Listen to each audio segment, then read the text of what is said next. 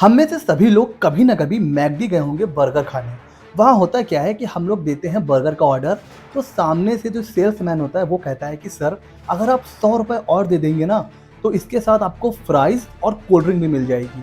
अब होता क्या है, ऑफ़र सुनते ही हम लोग क्या करते हैं, फ्राइज़ और कोल्ड ड्रिंक भी परचेज़ कर लेते हैं। दूसरा एग्जांपल लेते हैं मोबाइल शॉप का।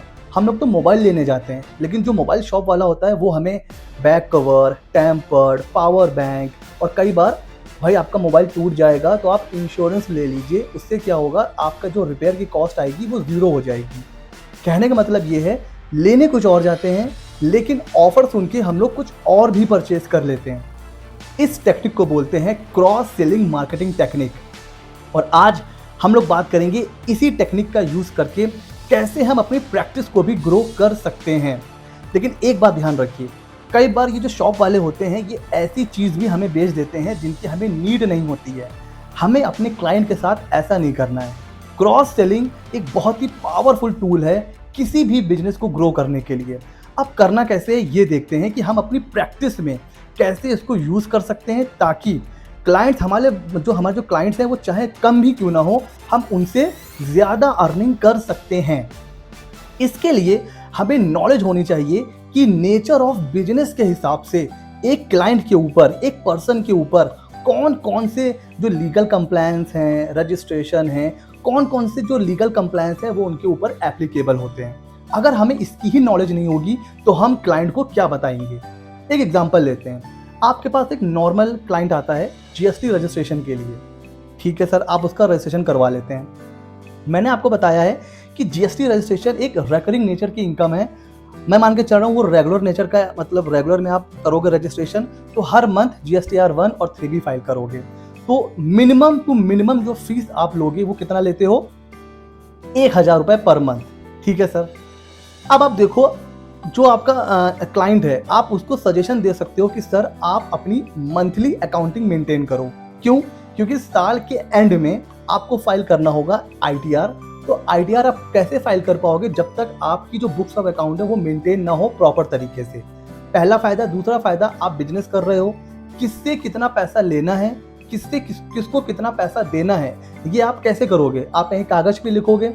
इससे अच्छा हम आपका अकाउंट मेंटेन करेंगे, तो हर मंथ वाइज हम आपको बताते रहेंगे भाई कितना प्रॉफिट हो रहा है, कितना लॉस हो रहा है, कौन से डेटर्स हैं, कौन से क्रेडिटर्स हैं। तो ये आप अपना जो बिजनेस है वो स्मूथ तरीके से रन कर सकते हो। तो आप ये सजेशन दे सकते हो कि हम आपका अकाउंट मेंटेन कर देंगे। तो 1000 रुपये जीएसटी का और अकाउंट मेंटेन करने का आप उससे 1000 से 1500 रुपये चार्ज कर सकते हो। अगर बहुत ज़्यादा एंट्री है तो 2000-3000 चार्ज कर लीजिए, बट ऑन एन एवरेज आप 1500 रुपये चार्ज कर सकते हो गया जी। 1000 प्लस 1500, एक क्लाइंट से आपको महीने का आने लग गया 2 से 2500 रुपए। उसके बाद आप उसको सजेशन दे सकते हो कि आप अपना एमएसएमई में रजिस्ट्रेशन करवा लीजिए। देखिए, एमएसएमई के रजिस्ट्रेशन के बहुत से बेनिफिट्स हैं। ये एक प्लेटफॉर्म होता है, जब आपका बिजनेस वहां पर रजिस्टर हो जाता है तो आप बहुत तरीके की स्कीम के लिए एलिजिबल हो जाते हैं। बैंक की लोन, आप बैंक लोन अप्लाई कर सकते हो।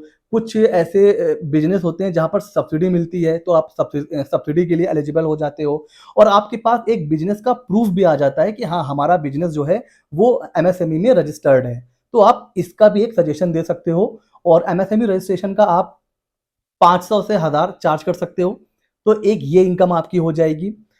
चौथा, आप उसको सजेशन दे सकते हो कि अगर आपके अंडर में 2-3 एम्प्लॉइज हैं, तो एक होता है शॉप एक्ट का रजिस्ट्रेशन, जिसको कॉमन बोला जाता है लेबर एक्ट का रजिस्ट्रेशन।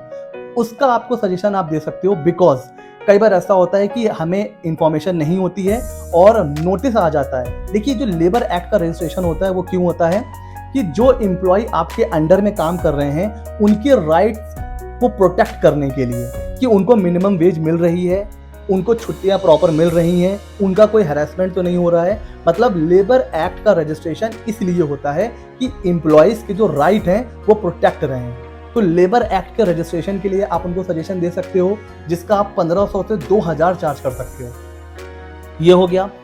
फिर आप देखो, जैसे ही आपके एम्प्लॉय, मतलब आपका जो क्लाइंट है उसके जो एम्प्लॉय हैं वो 10 से जैसे ही ऊपर चले जाएंगे, आप उसको कहिए कि अब आपके ऊपर ईएसआई रजिस्ट्रेशन मैंडेटरी है। ईएसआई रजिस्ट्रेशन, जैसे ही एम्प्लॉय 20 को क्रॉस करते हैं, अब आप उसको बताइए कि सर आपके ऊपर पीएफ भी एप्लीकेबल हो गया। मतलब एक क्लाइंट जो जीएसटी में भी है, पीएफ और ईएसआई में भी है, तो आप उससे मंथली कितना चार्ज कर सकते हो? 1000 रुपए जीएसटी का, 1500 रुपए अकाउंटिंग का, और पीएफ और ईएसआई का आप मंथली उससे 1500 से 2000 चार्ज कर सकते हो। ठीक हो गया जी। कितना आ रहा है एक क्लाइंट से? 1500, 1500, 3000 और 1000 रुपए जीएसटी का। एक क्लाइंट से आपको आने लग गया 4000 रुपए। यानी कि साल में आपको वो कितना दे रहा है? 48,000, 48,000 रुपए।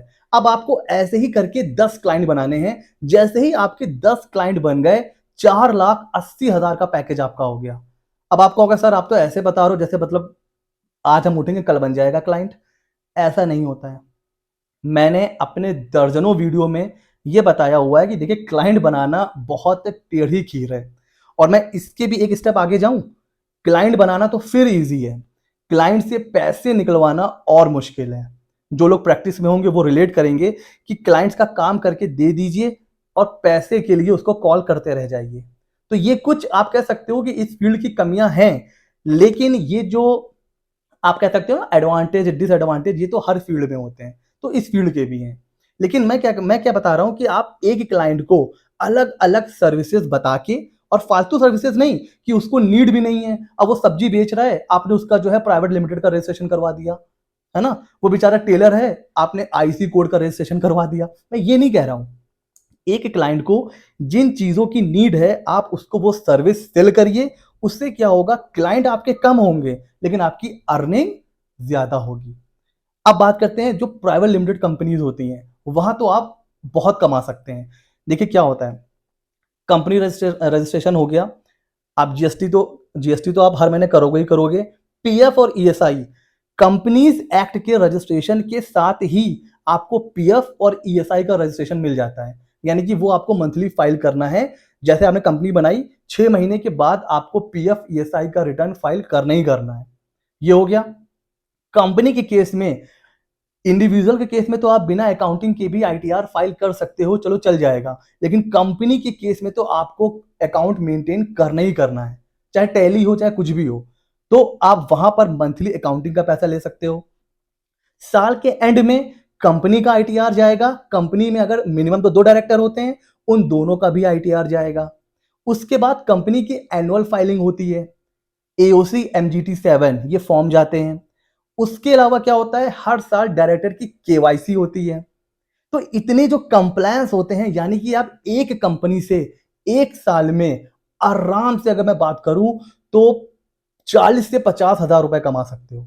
40 से 50 हजार रुपए एक कंपनी से आप आराम से कमा सकते हो। अब आपको क्या करना है, कंपनी के केस में भी 10 कंपनी आपको बस लेके आनी है।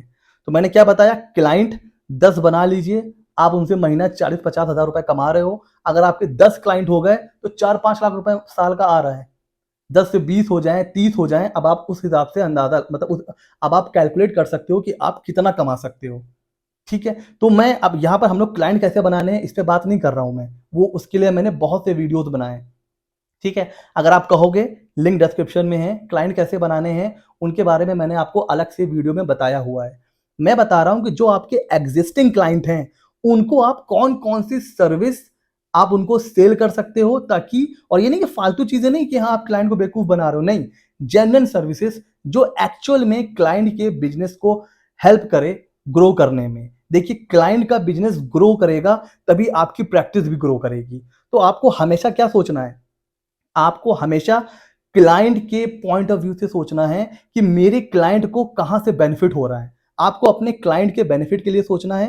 क्लाइंट ग्रो करेगा तो आपकी प्रैक्टिस भी ग्रो करेगी।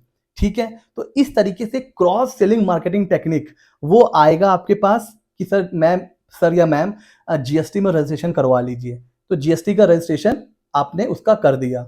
उसके बाद आप बताओ कि सर आप लेबर एक्ट में भी करवा सकते हैं क्योंकि वो जरूरी है। 10 इंप्लॉइज हैं तो आप क्या करो, ईएसआई में चले जाओ। 20 इंप्लॉइज हैं तो आपको पीएफ का रजिस्ट्रेशन करवाना है। एंड अगर कोई क्लाइंट का कोई यूनिक सा नाम है, कोई लोगो है, तो आप उसको ये सजेशन दे सकते हो कि आप अपने ब्रांड का ट्रेडमार्क करवा लीजिए। क्यों? अभी आपका बिजनेस नया है, क्या पता कल को ग्रो कर जाए और कोई आपके बिजनेस को कॉपी कर ले, आप क्या करेंगे? आपका तो अच्छा खासा बिजनेस ट्रांसफर हो जाएगा। तो क्यों ना अभी आप ट्रेडमार्क में रजिस्ट्रेशन करवा लीजिए। उससे क्या होगा, अब आपका जो लोगो है, जो आपका नाम है, वो कोई यूज नहीं कर पाएगा। तो ये आप जेन्युइन सजेशन दे सकते हैं अपने क्लाइंट को। तो इसी तरीके की क्रॉस सेलिंग मार्केटिंग टेक्निक को यूज करके कम क्लाइंट से भी आप ज्यादा कमा सकते हो। तो फ्रेंड्स, आज ये जो स्पेशल वीडियो मैंने इसलिए बनाया है कि हमारे 7,000 सब्सक्राइबर्स, मतलब जो ये जो फैमिली है हमारी और आपकी, ये 7,000 लोगों की कंप्लीट हो गई थी। तो मैंने सोचा है कि स्पेशल वीडियो बनाया जाए। तो फ्रेंड्स, वीडियो कैसा लगा ज़रूर बताइएगा। चैनल पर नए हो तो मैं अपने चैनल पर इसी तरह के वीडियोस लाता रहता हूँ। सब्सक्राइब करो। मिलते हैं अगले वीडियो में।